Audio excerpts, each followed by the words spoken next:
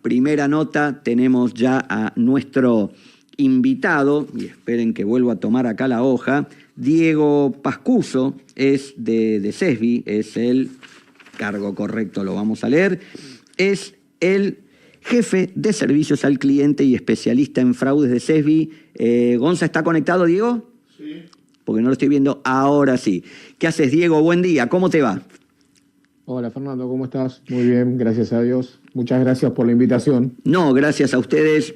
Siempre es un tema de interés el tema fraude desde nuestro programa. Todos los años concurrimos. Este martes lamentablemente estaba esa lluvia, tormenta, y los dos conductores estábamos un poco averiados, así que dijimos, bueno, charlaremos después en la nota. Gracias que nos compartiste la presentación, porque la presentación siempre tiene aspectos de interés. Después llegamos al final en quiénes son los ganadores, de qué tocó, ¿no? Pero arrancamos con algunas placas, Gonza, que tienen que ver con, bueno, la cantidad de casos que ahí tenemos respecto del año pasado. Siempre es bueno que suba, ¿no? Hemos tenido en los primeros años ahí marcas más interesantes, pero bueno, siempre es bueno que suba. Con 20 compañías lo habrán evaluado esto, obviamente. Sí, y además esto viene medio, sacando algunos años que baja la participación, viene medio estabilizándose en alrededor de 100 casos. O sea, este año fueron 90, en algún año baja un poquito más, pero más o menos está estabilizado en 100 casos. Y yo creo que al principio, esto como un comentario, eran muchos más porque participaban muchos casos de muy baja cuantía que... es como que se desmotivó esa participación por creo que la mejora en los casos que se fueron presentando, ¿no? Sí, también en una época nosotros fuimos impulsores, pero lamentablemente no nos respondió el mercado y los colegas. Decíamos, tendría que haber una categoría de productores. Y hubo algunos años, pero fueron muy pocos realmente, muy pocos, y por eso lamentablemente se desactivó. Diego, recordame, no lo pude encontrar, si bien creo que estuvimos desde el primero. ¿Hace cuántos años que nació el concurso nacional de fraude? Bien, son 15 ediciones ya. Lo que pasa que ahí ves reflejado desde el 2011, que es la... Sí. O sea, ves reflejada 13 ediciones, porque antes no era internacional. Antes era un concurso que se inició en Argentina y hoy ya trascendió fronteras. Estamos con concursos en Chile, en Colombia y en Sudamérica y Caribe.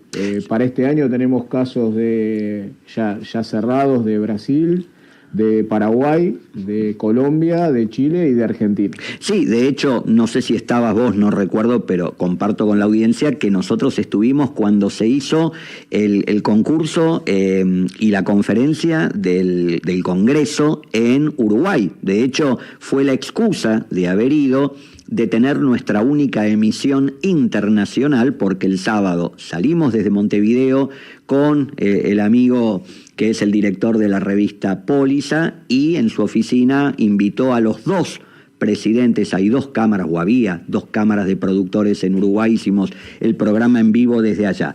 Bueno, próxima placa, 20 compañías son las que intervienen, fuertemente hay una, creo que es Rivadavia, no la veo, pero Es Rivadavia. que además hace poco estuvimos en el lanzamiento de una plataforma especial de fraude donde ellos estaban invitados para hablar de su experiencia de éxito utilizando esta plataforma o esta tecnología, y el dato era que el año pasado habían ganado los 3 primeros premios en el concurso de autos, pero han encontrado nuevas compañías. Al menos yo ya vi ganadores, compañías que no eran habituales, que es el caso de Profseguros.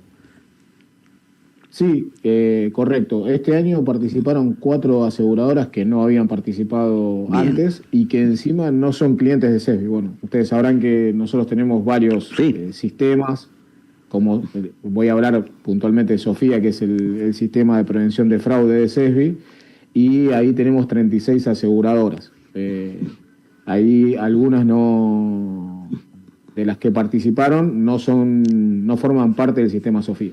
Y es un tema a veces, ¿no? Yo soy un convencido, más allá de que si son de Sofía, si son del CLEAS, que esto es un instrumento importante de compartir experiencias, de avivar, si se quiere, al resto del mercado de modalidades novedosas. Ya decir, che, fraude porque se robó una rueda, lo conocemos todos, ¿no? Pero aparecen modalidades novedosas, temas que tienen que resultar de interés porque esto es como que el crimen evoluciona y te puede tocar una de la cual no estabas preparado, ¿no? Por eso sería bueno que más compañías se sumen. Pasamos de placa, Gonza, porque otro de los temas, bueno, ahí está cómo estuvo distribuido en los casos. Obviamente siempre aparece primero autos, pero también está tomando incremento los casos en hogar, sí en ART también es histórico, acá también hay un caso de transportes. Bueno, ¿cómo viene esa división, no? Sí. Creo que el seguro, porque sigue siendo el más fuerte, el de automotores, es al que se le dedica más recursos para el análisis, pero ramos fuertes como ART o combinado familiar están empezando a participar. Sí, ahí lo que estamos mostrando, la próxima placa, es los resultados, ¿no? El alto porcentaje de desistimiento, digo, ante la contundencia de las pruebas, algo que a veces no resultaba tan fácil, ¿no? Sí, totalmente. A ver, lo cierto es que para la ley, si un defraudador no continúa con la acción, prácticamente la pena no existe. O sea, el intento de fraude tiene una pena muy baja y es por eso que creo que la gente, ante las pruebas que le presenta la aseguradora de que el caso no es real, deciden desistir de sus reclamos. Hago mención a esto porque justamente el otro día cuando estuvo acá, Gustavo Trías, el presidente de la Asociación de Compañías, le consulté, no estaba realmente con las noticias actualizadas, digo, de lo que había sido aquella presentación a principios de año que salió de la Cámara de Diputados, pero con el impulso del Ministerio de Justicia, que es el agravamiento de las penas por fraude, perseguir el recupero del provecho que saque un fraudulento. En una acción de estas coincidimos que hay que ir por un camino legal que ponga más el foco, que agrave las penas en los fraudes al seguro y los intentos. Pero vamos una antes, Gonza, el tema de, también está ese análisis, ¿no?, que es la distribución de casos por provincia, obviamente por una cuestión de cantidad de vehículos, cantidad de personas, siempre va a estar, altamente se va a ver Buenos Aires, Córdoba, Rosario, pero vemos toda una serie de circulitos ahí en otros lugares o en otras latitudes donde también obviamente ocurre el fraude. Mirá, ahí, Fernando, lo que nos llamó la atención a nosotros es San Luis, que tuvo una alta participación y habitualmente no la tiene. Pero después, como decís vos, las grandes ciudades son las que se llevan la gran mayoría de los casos por obvias razones, ¿no? Densidad poblacional, creo que es lo que más utilizan, sobre todo en estos casos. No digo que en los pequeños pueblos no haya defraudadores, lo que digo es que en estos casos que se presentan de una envergadura alta o media, generalmente están más focalizados en los distritos con más población. No, coincidimos, y además en las localidades pequeñas, el famoso todos se conocen entre sí, casi habitualmente no hay tanto de lo que es la venta directa, la venta del banco, hay un productor, y normalmente solemos decir que frente a este tipo de casos, el productor es como un filtro, pero vamos con la próxima placa, algo que la vez anterior estaba marcado, nos duele cuando está ahí en el segundo lugar la participación del productor. Y el año pasado, lo recuerdo, era mucho más la diferencia entre el abogado o el fraude que tiene que ver con el abogado y el fraude que tiene que ver con el productor. Acá me parece que la participación del productor subió, cosa que no alentamos, todo lo contrario.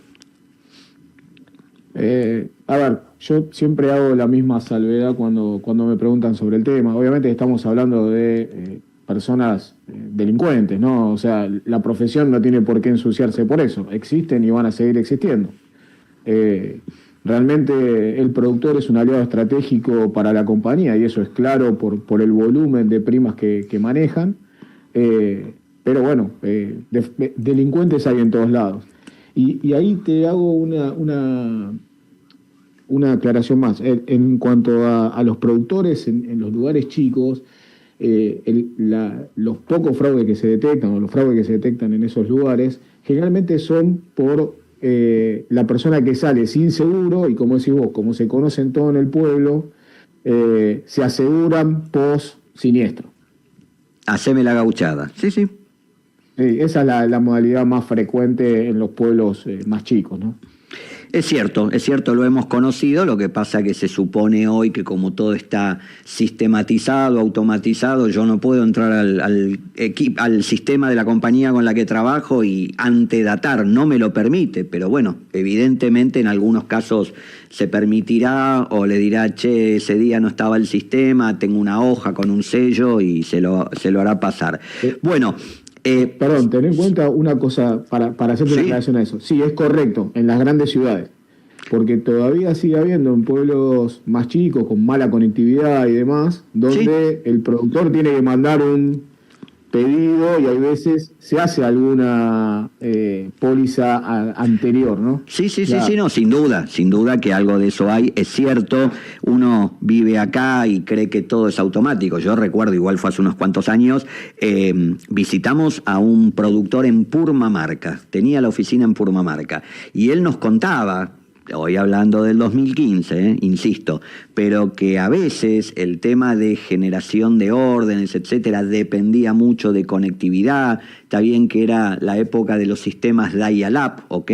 Pero esto, ¿no? Cuando nosotros desde acá, desde Capital, pensamos que todo el mundo funciona igual y el interior todavía venía con cierto retraso. Bueno, llegamos con las placas, Gonza. Bueno, están ahí las menciones, tanto del concurso o la categoría Otros Ramos, que es la B, y la categoría A es la de automotores. Bueno, contanos un poco, si te parece, arrancamos por la A, sencillamente orden alfabético, automotores, primer premio, Seguros Rivadavia, segundo y tercero, Prof Seguros, un poquito así, porque algo que nos dijiste interesante es que quienes fueron galardonados, quienes subieron a recibir su diploma, pudieron contar algo de las particularidades del caso, ¿no? ¿Cómo fue su investigación y de qué trató?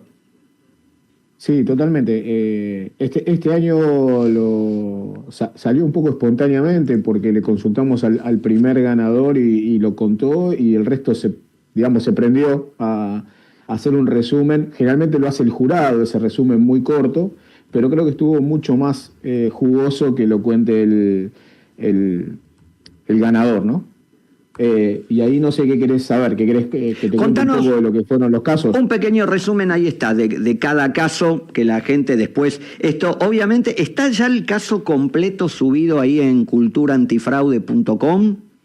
Sí. Bien. Ya los tenemos publicados. Están novelados, obviamente, pero están publicados. Sí, esto es importante, perdón, me sirve esa aclaración, ¿no? El tema está novelado, no hay nombres propios, se cambian los lugares, se cambia por ahí el modelo del auto, obviamente no hay patentes, esto para, obviamente, salvaguardar ciertas cuestiones legales, pero novelados, pero verídicos. Totalmente. Es más, nosotros, esto para mostrar la transparencia del concurso, nosotros en realidad le pedimos un formulario con todos los datos del siniestro reales, que solo lo tiene SESBI, y una vez que se deciden los finalistas, se auditan a todos los finalistas. Se le pide toda la documentación referente a la detección de ese caso. Vamos a empezar por la categoría A de automotores. Como dijiste, fue Rivadavia el ganador. Y ahí creo que fue algo... Voy a hacer un paréntesis. En esta edición se presentaron casos de 9 organizaciones delictivas que atacaban al seguro. Obviamente las los 6 ganadores son organizaciones delictivas.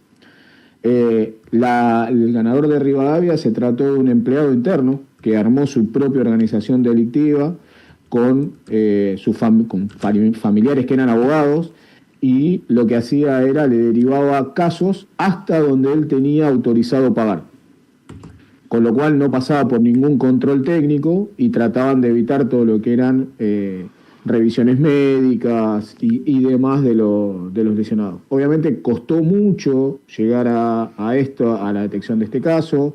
Una de las cosas que resaltó el jurado notables es lo que se observa del daño que puede causar un eslabón, defraudador dentro de la cadena de valor de las aseguradoras, y realmente fue un caso muy, muy importante.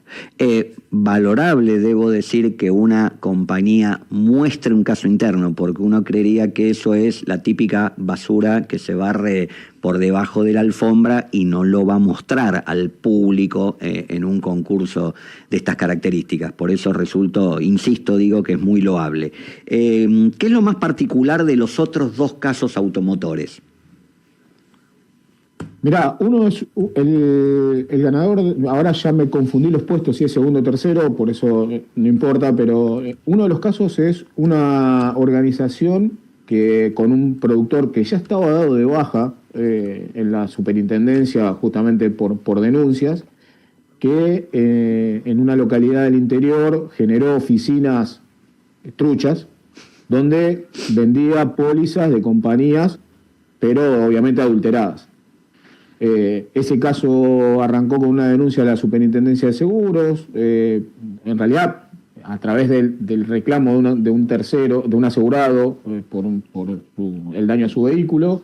Llega a la compañía y la compañía obviamente le dice, mirá, acá no estás asegurado, y a través de la denuncia ahí se pudo trabajar, pero también la investigación terminó siendo filmaciones de los locales, donde se ven todas las imágenes del marketing que utilizaban, así que fue bastante importante. Y el otro es una organización de un abogado también, donde presenta reclamos, como todos los abogados, de un montón de casos, y puntualmente lo que se encontraron, además de que presentaba los mismos presupuestos de reparación, certificados apócrifos. Con todo eso se logró armar una red de todos los siniestros que había presentado, mismos testigos también, y se logró hacer la denuncia penal. Diego, y te lo pido resumido en 2 minutos si es posible, en la categoría otros ramos, el primer y el segundo puesto correspondieron a la segunda, el tercero a Sociart ART. ¿Qué es lo que encontraron ahí en particular? ¿Cuáles son los casos?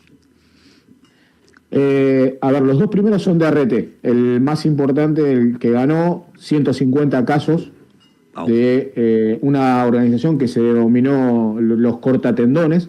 Sí, una persona que se dedicaba a cortarle la mano a trabajadores y hacer el reclamo en ART. Sí. La particularidad que tuvo, que ya está condenado en uno de los siniestros, hubo un condenado por este tema, uno o varios, perdón, ahí ya no tengo el detalle, pero ya hay condena firme para los defraudadores. Y el otro es un trabajador que denunció varias veces el mismo siniestro. También, obviamente ahí empiezan a jugar abogados. La particularidad de este es que la causa presentó un reclamo en la SRT, el asegurado, y la SRT lo obligó a la compañía a pagar. Al obligar a pagar se consuma el fraude y ahí le inician la causa penal por defraudación. Bueno, vamos a verlos después. Yo particularmente siempre me interesa entrar, repito, la página www.culturaantifraude.com y ahí tienen todos estos ejemplos para ver, para analizar, y bueno, siempre interesante. Nosotros apoyamos desde el punto de vista como medio históricamente, seguramente no siempre me queda la duda después si viene Congreso o no viene Congreso, todavía están algunos internacionales. ¿Cómo viene la agenda respecto de este tema de acá a fin de año? Ahora se están terminando de cerrar todos los concursos internacionales y obviamente se le está pidiendo a los ganadores de los concursos nacionales que preparen sus presentaciones, y lo que viene como agenda es cerrar el concurso internacional. Perfecto. Diego Pascuso, jefe de servicios al cliente, especialista en fraudes de SEFI, muchísimas gracias por haber estado hoy en nuestro programa. Te deseamos un muy buen fin de semana y un saludo ahí a toda la gente del centro. Muchas gracias a ustedes y como siempre, desde el principio están acompañándonos, así que el agradecimiento es nuestro hacia ustedes.